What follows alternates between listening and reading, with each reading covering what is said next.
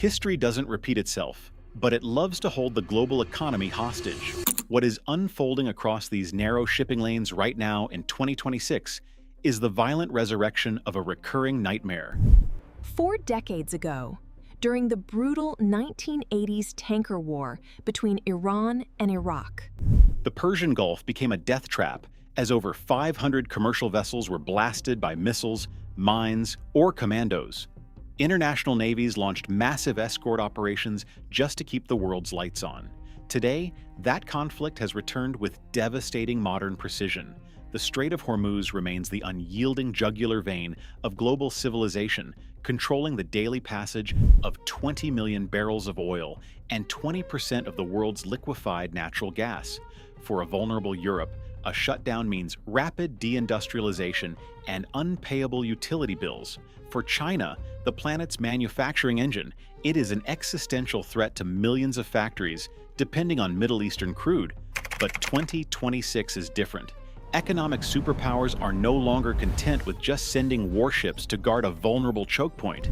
They are spending hundreds of billions to alter geography itself. The global race to build an unblockadable, land-based economic map has officially begun, and one of the most extreme engineering concepts ever imagined is the Musandam Peninsula Canal, a $200 billion mega-project designed to carve a 32-kilometer shipping corridor straight through the Hajar Mountains, directly connecting the Persian Gulf to the Arabian Sea. Shorter than the Panama Canal, yet exponentially more difficult to build. The canal itself would be colossal, 300 meters wide and 25 meters deep, engineered for ultra-large crude carriers, floating cities stretching up to 400 meters long and weighing over 300,000 tons, fully loaded. But the real challenge isn't the ships, it's the mountain. Since the peninsula features jagged peaks rising up to 2,000 meters, a sea-level channel is physically and economically impossible. Instead, the blueprint relies on a gigantic multi-stage lock system, a strategic alternative route designed to move vessels across extreme elevation differences. To simulate this mountain carving operation, you have to look at the sheer mechanical violence of the construction process. It is a full-scale operation split into 3 highly complex phases. Phase 1. Deep canyon excavation. To create a 32-kilometer channel, engineers must carve a colossal canyon through solid limestone. The process relies on precision bench blasting. Thousands of boreholes, filled with controlled explosives, detonate in millisecond sequences to fracture the rock in a controlled way. Autonomous haul trucks remove the debris around the clock, transporting it out of the canyon. Phase 2. The hydraulic lift system. Since cutting a sea-level channel through a 2,000-meter mountain range is impossible, the canal rises over the terrain using a massive multi-stage lock system.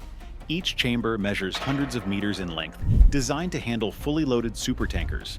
Vessels enter at sea level, are raised step by step using controlled water displacement, cross the mountain plateau, and are lowered back down on the other side. Phase 3. Structural lining and infrastructure integration. Once the route is established, the raw canyon must be transformed into a stable navigation channel. Massive steel reinforcement structures are installed, followed by continuous concrete lining along the walls and floor to withstand both geological pressure and water load. Industrial-grade lock gates, each weighing thousands of tons and too large for road transport, are floated into position by sea and secured with hydraulic systems. Pumping stations and a dedicated power supply network are integrated into the system to maintain continuous operation. If ever realized, the Musandam Canal would fundamentally reshape global trade routes. And it would prove something extraordinary. When geography becomes an obstacle, human engineering attempts to rewrite the planet itself. While the Musandam Canal remains a futuristic megavision, the Gulf states are already building something far more immediate, a real-world escape from one of the most dangerous choke points on Earth, the Strait of Hormuz. Saudi Arabia already built its lifeline decades ago. The East-West Pipeline, also known as Petroline, stretches 1,200 kilometers across the desert, carrying crude oil from the eastern megafields directly to the Red Sea port of Yanbu. It effectively allows Saudi oil to leave the region without ever entering the Strait of Hormuz. The United Arab Emirates built a similar escape route. The Habshan Fujairah Pipeline cuts through Abu Dhabi and the Hajar Mountains, ending at the Gulf of Oman, outside the choke point entirely. With a capacity of around 1.5 million barrels per day and expansion plans in motion, it turns Fujairah into a strategic export gateway that cannot be blocked from within the inner Gulf. But energy is only the first layer of the shift. Across the region, logistics is quietly being rewritten. The UAE's Etihad Rail network is already moving containers away from maritime dependency, connecting ports directly to industrial zones deep inside the country. What used to move by ship through a contested sea can now move by rail across controlled land. And even bigger than that is still coming: the Gulf Railway, a planned GCC-wide rail corridor linking Kuwait, Saudi Arabia, the UAE, Qatar, Bahrain, and Oman, is designed to create a continuous land bridge from the northern Gulf all the way to the Arabian Sea.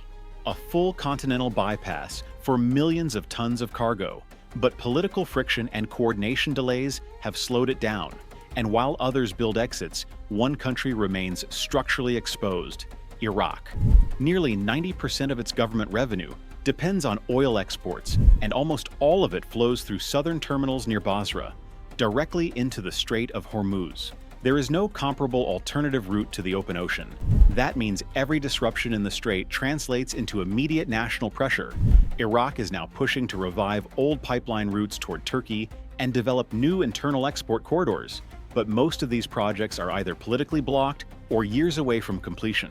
So while the Gulf builds escape routes through pipelines, railways, and inland corridors, Iraq remains tied to a single fragile maritime gateway it does not control. But can the land truly replace the sea?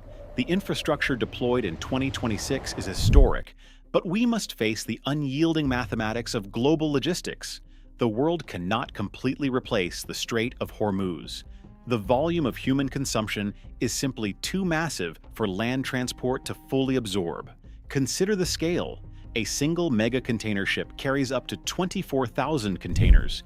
Moving that same volume over land requires 240 long-haul freight trains or thousands of semi-trucks, creating an endless, complex chain stretching across volatile continents. The math for energy is even more unforgiving. While Saudi and UAE pipelines can divert up to 7 million barrels of oil per day, Hormuz handles over 20 million. This leaves a massive deficit of 13 million barrels daily, and the vast majority of global LNG trapped with no alternative route. Landlocked nations like Kuwait, Qatar, and Bahrain remain inescapably dependent on the water. Finally, while networks like Etihad Rail are operational in 2026, the maximum capacity of Iraq's development road and China's high-altitude rail through Pakistan require years of continuous construction, plagued by security threats and extreme terrain. These overland networks are not a perfect replacement for the open ocean. They are a multi-billion-dollar insurance policy for human civilization, because if the world's most dangerous choke point finally snaps, these overland arteries won't just bypass a strait. They will prevent the global economy from bleeding out.